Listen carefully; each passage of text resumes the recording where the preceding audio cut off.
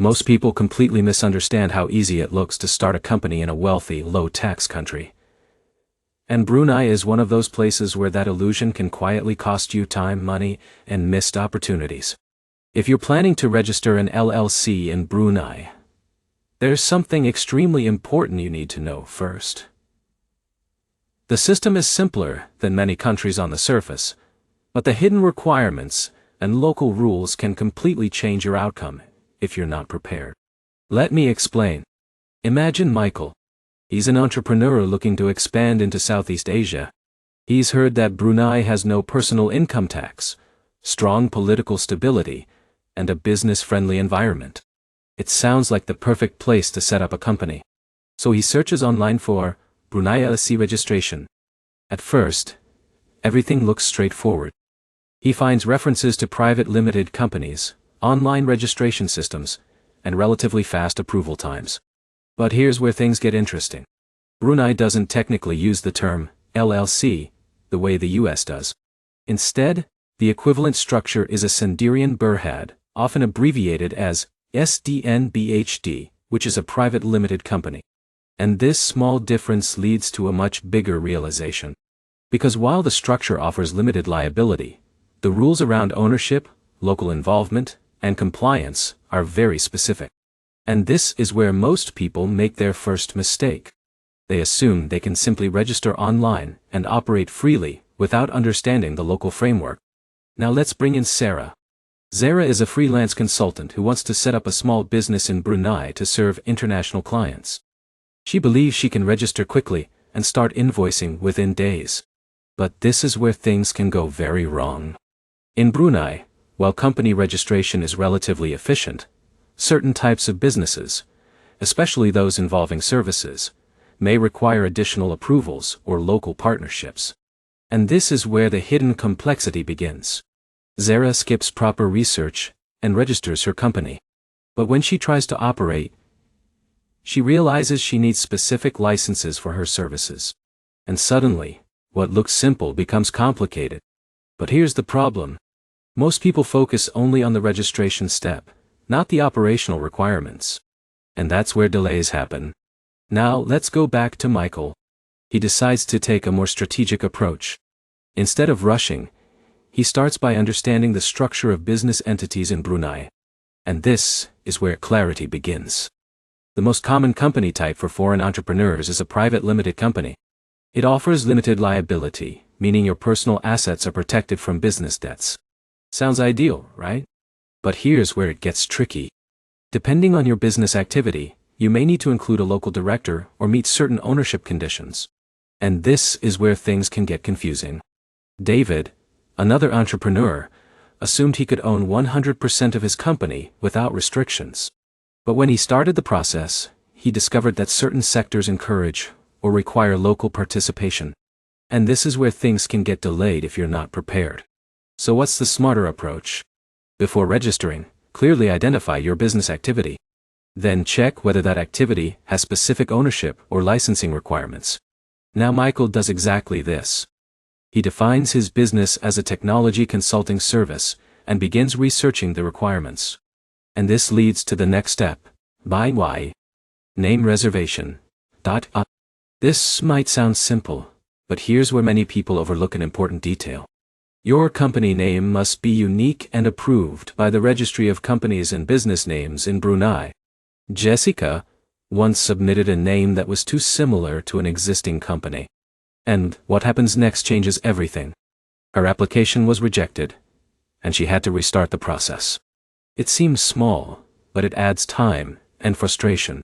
So always prepare multiple name options to avoid delays. Now once your name is approved, the next step is incorporation. And this is where things start to feel real.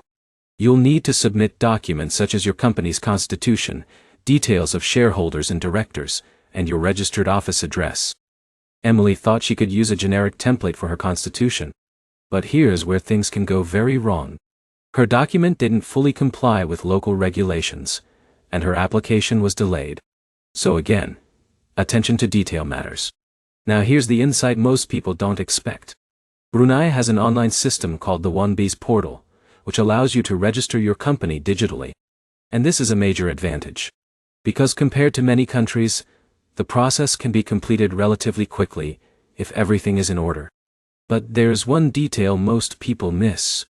Even though the system is digital, the responsibility for accuracy is entirely on you. Any mistake in your submission can lead to delays or rejection. So preparation is key. Now let's talk about capital.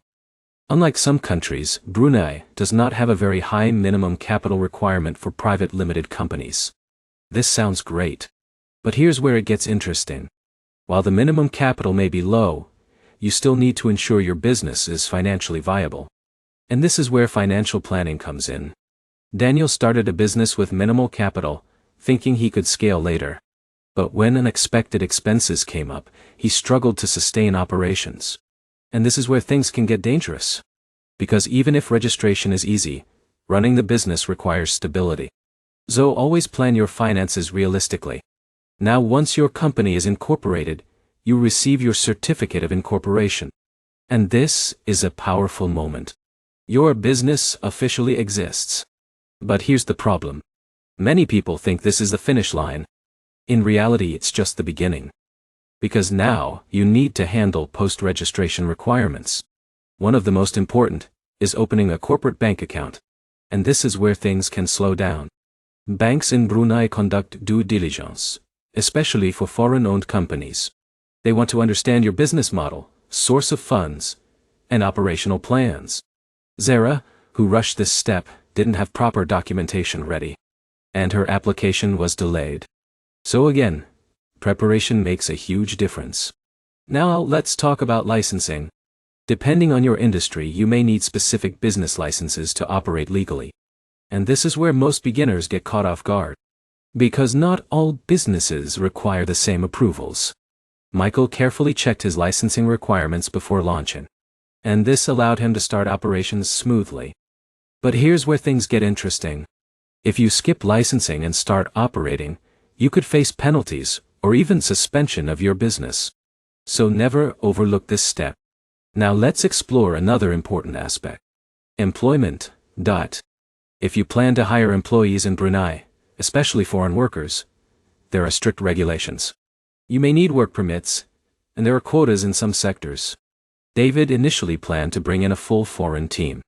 But he quickly realized that local employment policies required a different approach. And this is where strategy becomes important. Balancing local and foreign staff can help you stay compliant and build a sustainable operation. Now let's pause for a moment. At this point, you might feel like there are many moving parts. And that's true. But here's the insight that changes everything. Brunei is not a difficult place to start a business. It's a structured place. If you follow the system, things move smoothly. If you try to shortcut the process, delays and problems appear. Now let's return to Michael. After carefully completing each step, name approval, registration, banking and licensing, his company is fully operational. And here's the mini payoff. He now has a business in a stable, low-tax environment with access to regional markets. But more importantly, he understands the system. And that gives him an advantage. Because, while others struggle with unexpected issues, he moves forward with clarity. Now, let's talk about timelines. How long does it take to register a company in Brunei? If everything is prepared correctly, it can take just a few days to a couple of weeks. But, if you make mistakes or miss requirements, it can take much longer. And this is where preparation becomes your biggest asset. Now let's bring everything together. Registering an LLC-style company in Brunei means setting up a private limited company. It involves choosing the right business activity, reserving a name, submitting incorporation documents, opening a bank account, and securing necessary licenses. Each step matters. Each decision impacts your timeline and success. But, if you approach it strategically, the process becomes manageable and even efficient. And that's the real opportunity. Because Brunei offers something unique. A stable, business-friendly environment with strong financial systems and regional access. But only for those who take the time to understand how it works. And once you do, you stop guessing. You stop making costly mistakes. You start making informed decisions. You become more strategic, more confident, more capable of building something that actually lasts. So if you're serious about exploring international business opportunities, Brunei can absolutely be a strong option, as long as you respect the process and plan properly.